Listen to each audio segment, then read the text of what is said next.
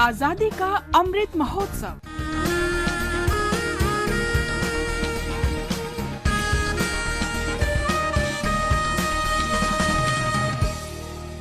आजादी का सफर आकाशवाणी के संग। भारत का स्वाधीनता संघर्ष आधुनिक विश्व के महानतम संघर्षों में से एक है। आकाशवाणी से हम आपके लिए प्रतिदिन ला रहे हैं इस संघर्ष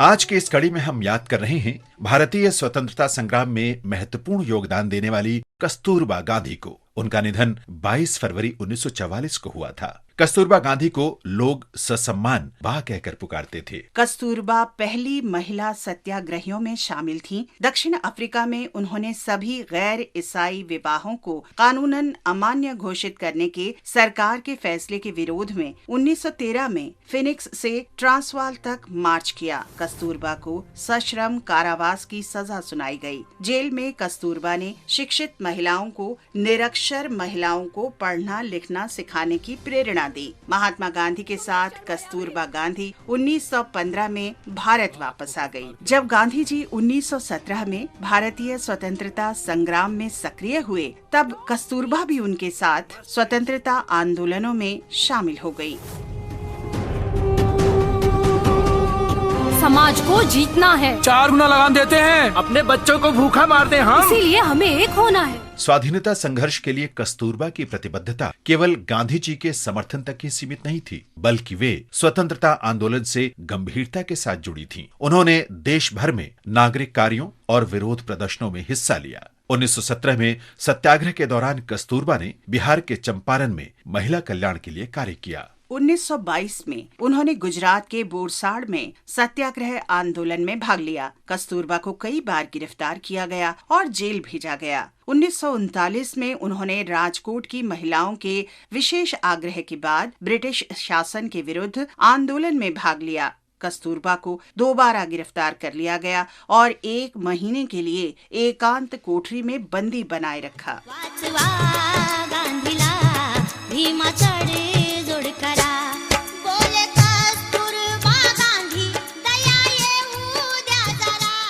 भारत छोड़ो आंदोलन के दौरान जब गांधी जी को गिरफ्तार कर लिया गया, तो उन्होंने अपने स्थान पर कस्तूरबा को मुंबई के शिवाजी पार्क में जनसभा को संबोधित करने के लिए कहा। गिरफ्तारी का आभास होने पर कस्तूरबा ने सुशीला नायर को जनता के लिए अपना संदेश लिखवाया।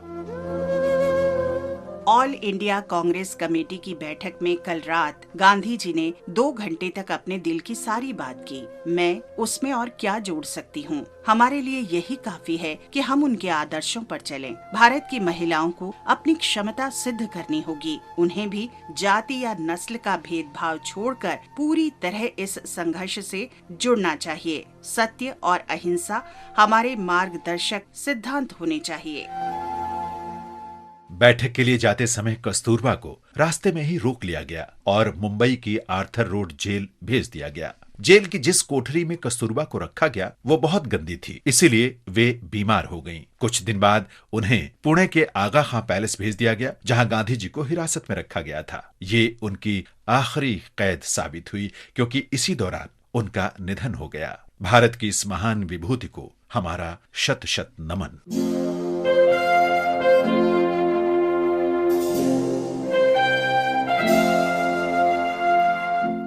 आज हम स्वाधीनता सेनानी जतीन्द्र मोहन सेनगुप्त का भी स्मरण कर रहे हैं। वे देशप्रिय के नाम से भी लोकप्रिय थे। उनका जन्म 22 फरवरी 1885 को बंगाल प्रेसिडेंसी के चटगांव में हुआ था।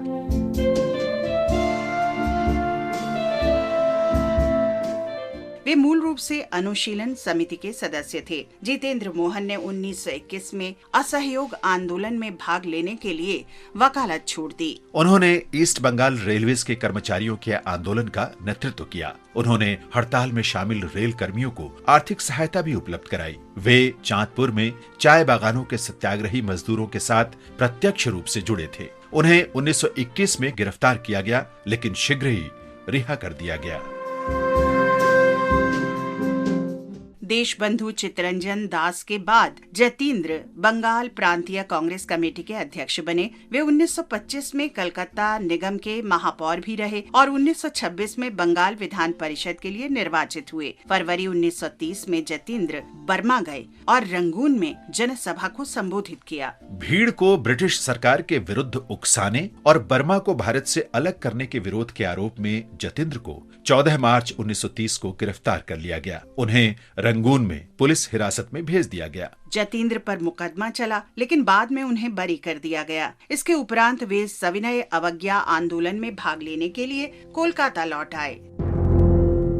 अप्रैल 1930 में चटगांव मालखाने पर हमले के बाद वहां के लोगों पर ब्रिटिश पुलिस ने अत्याचार किया। चटगांव के लोगों को न्याय दिलाने के लिए जतेंद्र ने इस कृत्य की अपने स्तर पर जांच आरंभ की। वे गोलमेज सम्मेलन में भाग लेने के लिए अक्टूबर 1930 में लंदन गए और वहां अपनी रिपोर्ट प्रस्तुत की। भारत लौटते समय मुंबई के निकट 20 जनवरी 1932 के दिन उन्हें जहाज से गिरफ्तार कर लिया गया और यरवड़ा जेल भेज दिया गया। जेल में उत्पीड़न और एकांतवास के कारण जतींद्र का स्वास्थ्य बिगड़ने लगा तो उन्हें अलीपुर जेल लाया गया। इसके बाद उन्हें रांची भेज दिया गया। वहां केवल उनकी पत्नी को ही उनसे मिलने की अनुमति दी गई।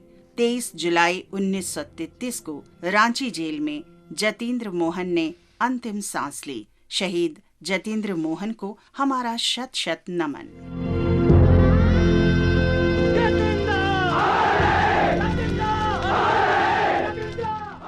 इसके साथ ही आजादी का सफर आकाशवाणी के संग की ये कड़ी अब यहीं संपन्न होती है।